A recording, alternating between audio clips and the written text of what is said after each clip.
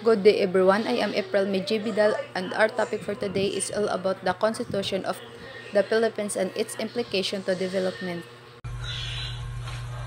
Ang Pilipinas daw na unong kakonstitusyon. Nagsugod atong proklamasyon sa paghimo og independence sa Pilipinas. Nagsugod atong June 12, 1899. Ang Pilipinas kay sakto pag-alagad ilang mahatag ang mga panginahanglanon sa mga tao. Pero rekomenda gihapon na siya sa pagbag-o kay ang gidiscuss man jud diri dapita kay ang mga lahi nga konstitusyon ang naa sa Pilipinas. Ang talata sa preamble otot mubura siya nga words pero kung atong sabton taas kay siya gipasabot na siya deep meaning nakasulat dito ang pagpapahalaga sa bansa pamaagi sa preamble. Ang isa ka bansa kay nagpakita og mga kinahanglanon sa isa ka bansa pareha sa kalayaan, katarungan, kapayapaan, pagkapantay-pantay ug paglambo sa usa ka bansa. Mao ni ang importante sa preamble. Ang Constitution kay isa sa nakakod nga listahan sa mga probinsya na nakafocus siya sa mga limitasyon sa kapangyarihan sa mga gobyerno ug nagsaad siya sa mga responsibilidad niini sa mga tao. Nakaset na ni siya sa mga Code 5 principle according kung asa ang isa ka estado.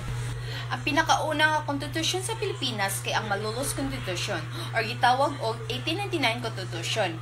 Drafted ni siya pagkahuman sa meeting sa mga membro og kongreso sa Aguinaldo Revolutionary Government ni atong September 15, 1898 sa simbahan sa Barasin sa Malolos, Bulacan. 85 ka mga tao ang binubuo ng comment. Nagisugo para moporma ang konstitusyon sa Pilipinas. So naitulo ka initial draft na gisubmit para sa consideration. The Triticalog and Constitutional Program of Apolinary Mabini. The Pedro Paterno version. The Philip Calderon version. Ang pagdebate sa mga constitution kay niabot daw isa ka bulan kapin sugod October 25, 1898 hangtod November 29, 1898. Sa kadaganan daw silang gipangdebitan kay ang paglahi-lahi sa mga simbahan ug estado. Ang provincial kay ni kuan siya ni kontra pero nasettle jud Japon pamaagi sa voting. After ato pag-approve, gipasa day nila kang Pangulong Aguinaldo. Good day everyone, I am Nicole Romano and this is my part. December 1, 1898, President Aguinaldo returned it to Congress for some amends. Congress declined to consider the amends. This prompted Aguinaldo approve it on December 23, 1898. It was promulgated on January 21, 1898, after it was formulated and adopted by Congress.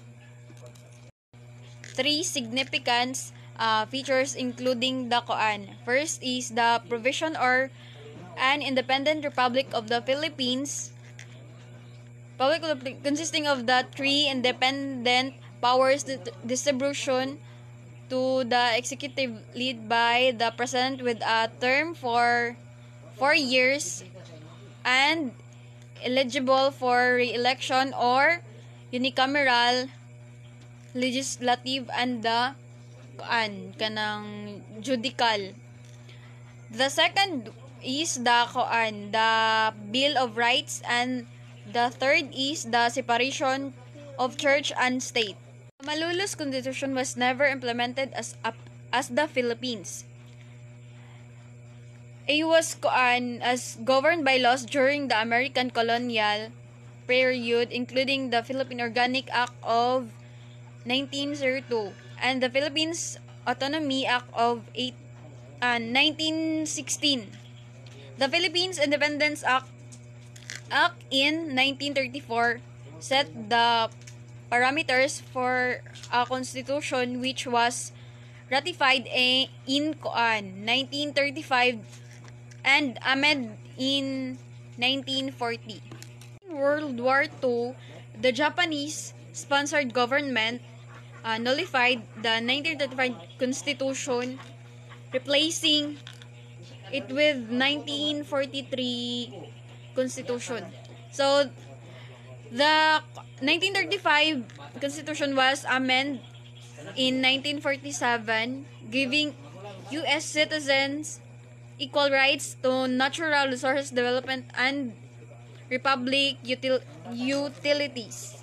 Marcos called a constitutional convention to amend in 1935 constitution which resulted in a modified parliamentary government which was ratified through citizen assemblies.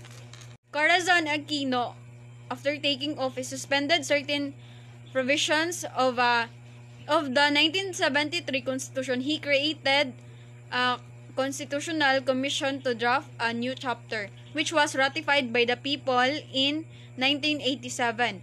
The new constitution provided checks and balance to prevent tyranny and oppression and came into the effect on February 11, 1987. President Duterte is leading a campaign for constitutional change following past administration that failed to actualize these changes despite their efforts.